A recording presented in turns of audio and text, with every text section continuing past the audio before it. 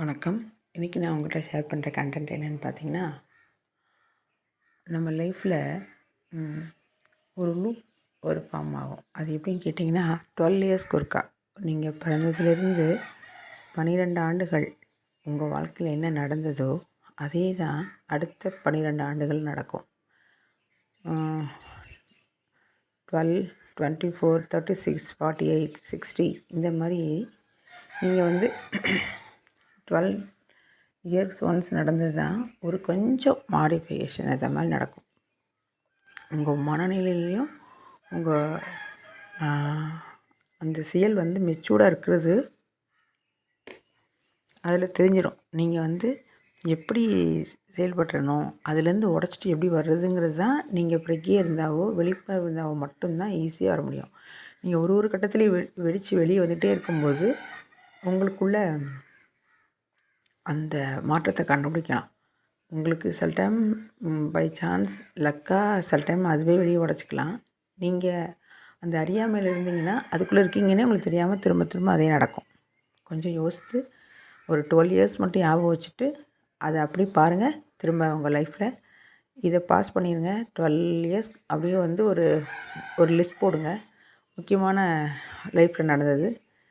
திரும்ப அதே மாதிரி அடுத்த 12 ஆண்டுகளுக்கு லிஸ்ட் போடுங்க. இப்படி ஏதாவது மெர்ஜ் ஆகுது எங்கெங்கன்னு பாருங்கள். கிட்டத்தட்ட 99% மெர்ஜ் ஆகும்,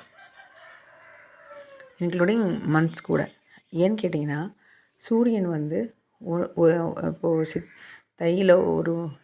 தை மாதம் சூரியன் அங்கே நிற்கிறாங்கன்னா, அப்படி தை மாசி பங்குனி சித்திரை வைகாசி ஆனி ஆடி ஆவணி புரட்டாசி ஐப்பசி கார்த்திகை மார்கழி தை இந்த ஒரு மாதமும் சூரியன் நிற்கும். அதே அளவில் தான் நம்ம உடலும் நகருது. இதை விட ஸ்பெஷல் என்ன கேட்டிங்கன்னா, பூமி தன்னைத்தானே சுற்றி கொண்டு தான் இந்த பூமியை சுற்றுற மாதிரி சுற்றி வருதுன்னு சொல்கிறாங்க இல்லையா?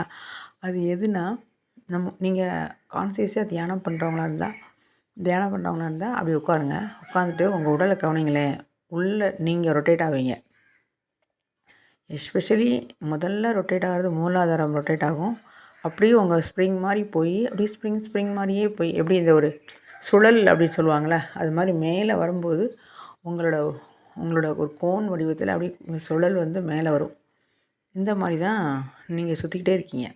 இது இன்னும் உங்களுக்கு ஆழமாக சொல்லணும்னா, மேசம் 12 ராசி கட்டங்கள் இருக்கு இல்லையா? அந்த மேசத்தில் நம்ம முகம்னு வச்சுக்கோங்களேன். அதுக்கு கீழே நேராக ஆப்போசிட்டாக இருக்க விருச்சிகத்தில் உடல் மர்மஸ்தானம் அந்த பிறப்புறுப்பு வந்துடும். அகைன் திரும்ப 4 ராசிகளில் அந்த பாத தொடை முழங்கால் கணுக்கால் பாதம் வந்துடும். அதை வச்சு தான் இவங்க முதல்ல முகத்தில் ஏதாவது காயங்கள் தழும்புகள் பல் ஏதாவது பிரச்சனையா, சனி பகவான் ஏதாவது கொஞ்சம் டேமேஜாக இருந்துச்சுன்னா ஜாதகத்தில் பாதகமான ஒரு இடத்துல இருந்துச்சுன்னா பல் நோய்கள் அந்த மாதிரிலாம் வருது. அப்புறம் ரத்தம் சம்மந்தமான நோய்கள்லாம் செவ்வாய் இந்த மாதிரி இருக்கிறது. இந்த மாதிரி எதை வச்சு கண்டுபிடிக்கிறாங்கன்னா இதை வச்சு தான், அந்த உடல் உறுப்புகளை வச்சு தான் அவங்க கண்டுபிடிக்கிறாங்க. ஸோ அப்போது உடல் ஆலயம். திருமூலர் சொல்லியிருக்காரு, உடம்பு தான் ஆலயம், உள்ளே தான் உயிர் இருக்காங்கன்னு. அப்போது ஒரு பூசலார் கோயில் கட்டினார் இல்லையா? அது எப்படின்னா, அவர் உண்மையாகவே கட்டினார். அது நம்ம உதாரணத்துக்கு சொல்ல தேவையில்லை, உள்ளத்தில் கோயில் கட்டணும்னு. உடலே ஒரு கோயில் தான். அப்போ இன்னொரு விஷயம் என்னென்னு கேட்டிங்கன்னா, அங்க பிரதர்ஷனம் பண்ணுவாங்க கோயிலை. நான் உங்களை என்ன சொல்லேன்னா, 12 இயர்ஸ்க்கு ஒரு கும்பாபிஷேகம் பண்ணுற மாதிரி நம்ம உடலுக்கும் ரீசார்ஜ் பண்ணணும், நம்ம உடலையும் பதப்படுத்தணும், நம்ம உடலையும் மெருகேற்றணும், சுத்திகரிக்கணும். அதுக்கு அதே மாதிரி அதுக்கு என்ன சொல்யூஷன் கேட்டிங்கன்னா, பூமி தன்னைத்தானே சுத்திக்கிற மாதிரி உங்களுக்கு ஏதாவது பிரச்சனை வருதுன்னு வச்சுக்கோங்க. நீங்கள் தவிர்க்க முடியாத டென்ஷன் டிப்ரெஷனில் இருக்கீங்க, என்ன பண்ணுறதுனே தெரில, குழப்பமாக இருக்குது. நான் என்ன சொல்லேன்னா, ஒரு 12 சுற்று உங்களே சுற்றுங்க. அப்படி உங்களுக்குள்ளேயே டங்குன்னு ஒரு உங்களுக்குள்ளேயே ஒரு 12 சுற்றுறீங்க. இல்லை இதுன்னு சொல்லப்போனால் உங்கள் வயசு எவ்வளவோ அத்தனை சுற்றுறீங்கன்னு வச்சுக்கோங்களேன். இந்த பிரச்சனையிலேருந்து நீங்கள் இயல்பாக வெளியே வந்திருப்பீங்க. இது நம்ப முடியாத மாதிரி இருக்கும், ஆனால் நிஜமான உண்மையிலும் உண்மை. கோவிலை நம்ம சுற்றுவோம் தெரியுமா? கோயிலை சுற்றுறது, அங்க பிரதர்சனம் பண்ணது, இதெல்லாம் எதுக்குன்னு வச்சிங்க? அது கோயிலை சுற்றுறோம், அவ்வளோ பெரிய கோயிலை சுற்றுறோம். அப்போ நமக்குள்ளே இறைவன், நமக்குள்ளே கோவில். அப்போ நம்மளை சுற்றுறது வந்து இந்த வகையில் தான். இது வந்து இது எப்படின்னா, இது என்ன இதெல்லாம் ஒரு நார்மலாக ஒரு யாருமே இப்படி சொல்லாது இவங்க சொல்கிறாங்களே அப்படின்னு நினைக்கலாம். இதுதான் உண்மை. இதுதான் என்னமோ மேட்ரிக்ஸு, நீங்கள் லூப்பில் இருக்கீங்க, உங்களுக்கு வாழ்க்கையில் திரும்ப திரும்ப நடக்குது, இதெல்லாம் சொல்கிறாங்க இல்லையா? இது ஒரு காரணம். அதுக்கப்புறம் குருகுலம் கூட அந்த அந்த அந்த காலத்தில் 12 ஆண்டுகள் தான் வச்சுருந்தாங்க. கரெக்டாக 12 ஆண்டுகள் அங்கே இருக்கும்போது உங்கள் லைஃப்பில் என்ன நடக்குதோ அதை அப்படியே அது கற்றுக் கொடுத்துருவாங்க.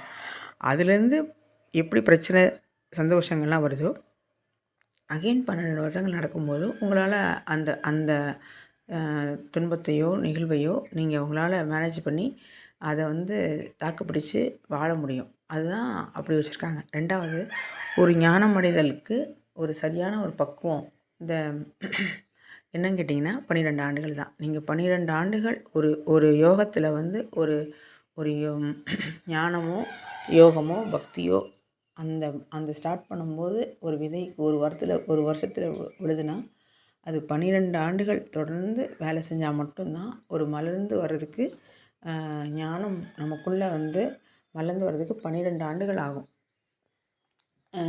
அதுக்கு முன்னாடி வளர்ச்சி நடந்துகிட்டே இருக்கும். 8 ஆண்டுகள்லாம் கிட்டத்தட்ட நம்ம வந்து 3/4 பங்கு வளர்ந்துருப்போம்.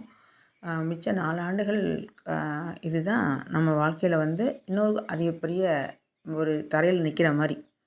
அந்த மாதிரி தான். இப்போது எப்படி வந்து நம்ம தரையில் நிற்கிறோம், ஆனால் பூமியை பார்த்து வானத்தை பார்த்து தான் நம்ம சக்தி எல்லாமே இருக்குது நம்ம இது. அதே மாதிரி தான் இங்கே வந்து எல்லாமே ஒரு விதமான கனெக்ஷனில் இருக்குது.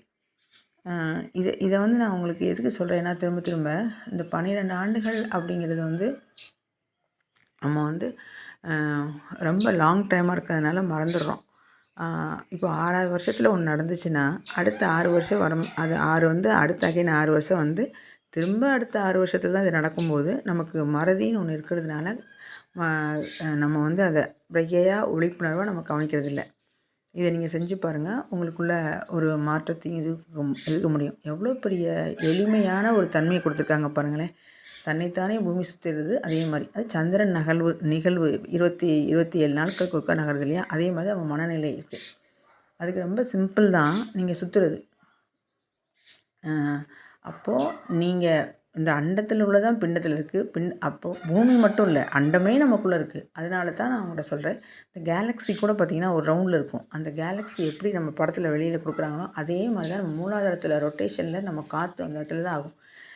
எஸ்பெஷலி சொல்லணுன்னா அந்த புயல் மையம் கொண்டுச்சுன்னா ஒரு படம் போடுவாங்க பார்த்தீங்களா? பிக்சர் பார்த்துருக்கீங்களா? அதே மாதிரி தான் நம்மளோட காற்று நம்மளோட இந்த நாடி வந்து மூலாதாரத்தில் அப்படி ரொட்டேட் ஆகும்.